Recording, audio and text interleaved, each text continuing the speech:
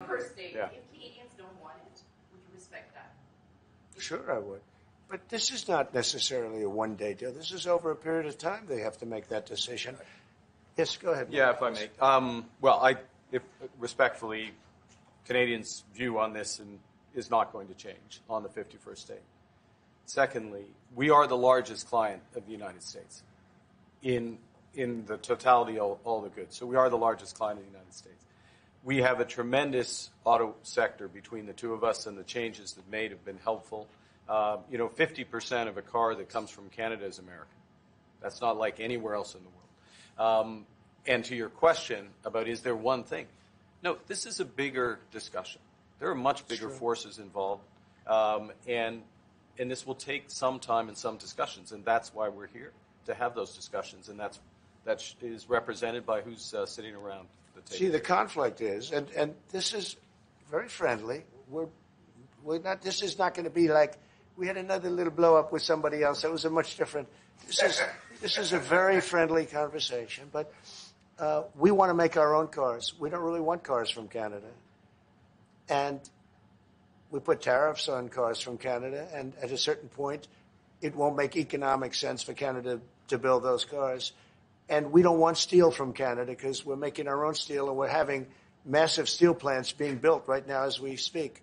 We really don't want Canadian steel, and we don't want Canadian aluminum and various other things because we want to be able to do it ourselves. And we, because of, past thinking of people, we have a tremendous deficit with Canada. In other words, they have a surplus with us.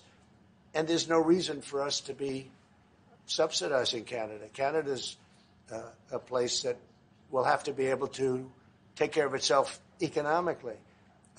I assume they can. I will tell you that Trudeau, when I spoke to him, I used to call him Governor Trudeau. I think that probably didn't help his election. But when I spoke to him, I said, so why are we taking your cars? Why are we taking we want to make them ourselves.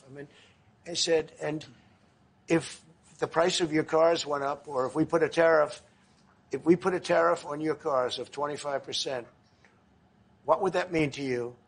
He said, that would mean the end of Canada. He actually said that to me. And I said, that's a strange answer, but I understand his answer. But no, it's hard to justify subsidizing Canada to the tune of maybe $200 billion a year. We protect Canada militarily, and we always will. We're going to, that's not a money thing. But we always will. But, it's not fair. But why are we subsidizing Canada $200 billion a year, or whatever the number might be? It's a very substantial number.